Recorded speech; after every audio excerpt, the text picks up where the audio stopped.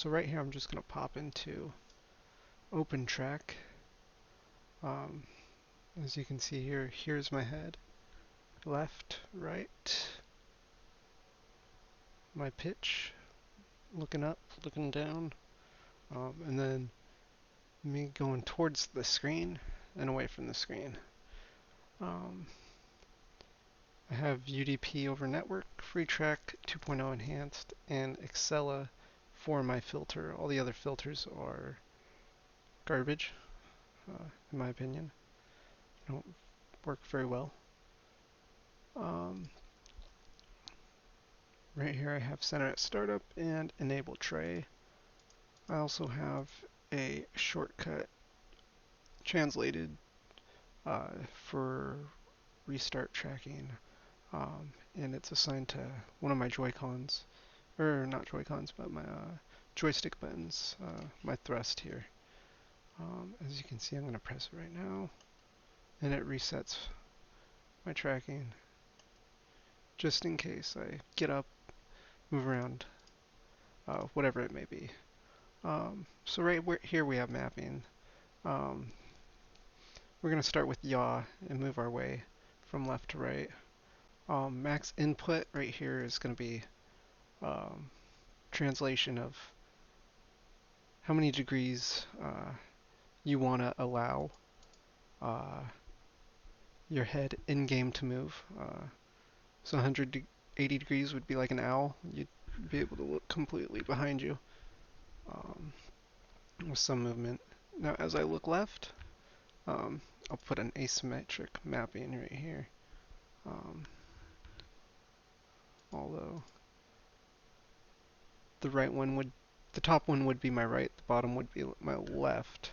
Left, right. But we want them both to be symmetric. So right here on the left-hand side is going to be your value for in-game head movement, while the bottom row represents your in-life real movement.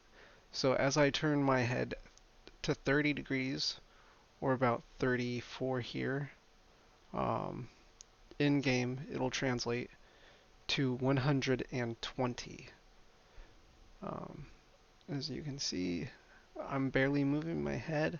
I'm moving my head 20 degrees, and in-game it translates to about 68.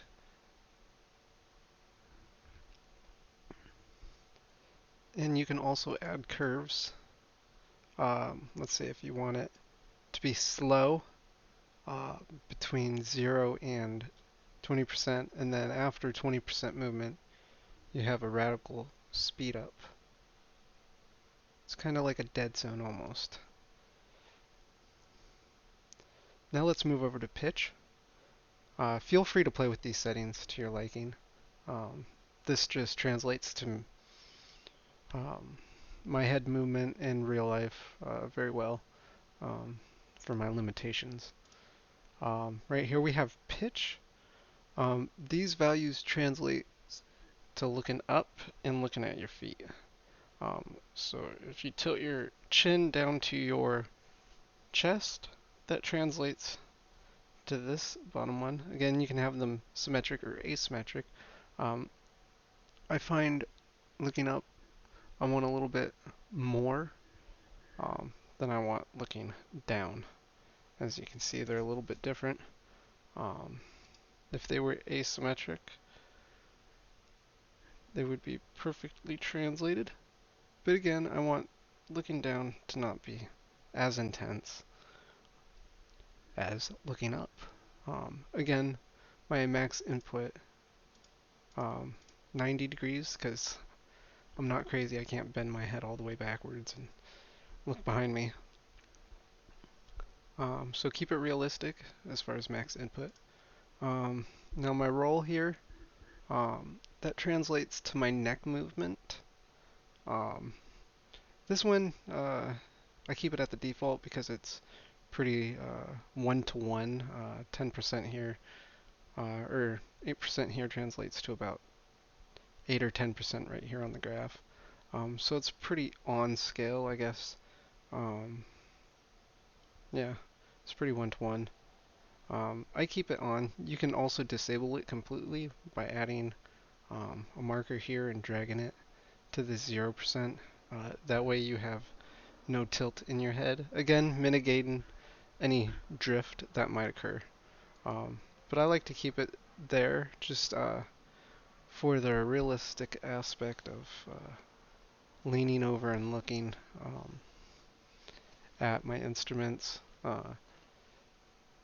It just makes it a little bit cleaner looking, more realistic, and less robotic.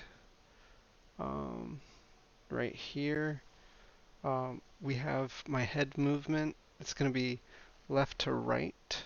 So if I tilt my whole body left to right, this is going to be your x-axis. Um, your centimeter right here translates to how little you want to move compared to in-game. Um, Now, if you want the most precision, I recommend keeping it at a higher value. Um, that way it has more values to consider when tracking your movement, and it's not as erratic. Um, Again, it's going to be more precise.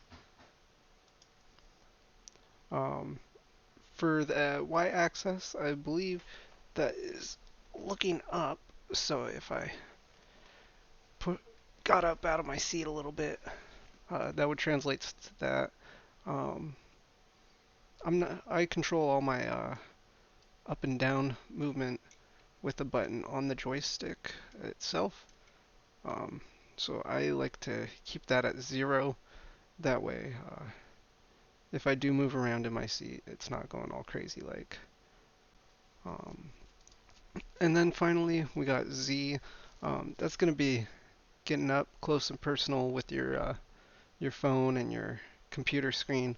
Um, just remember, the more centimeters you have on your max input, the more precise it's going to be. As you can see, I went completely over that right there just by hardly moving. So let's put that back up to 30. And as you can see, same movement, just more precise and a little bit slower because it has more steps to take on its way up.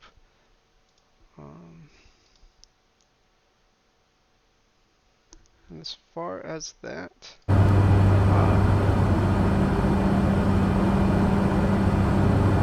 can be my settings that I highly recommend as far as SmoothTrack on Microsoft Flight Simulator 2020.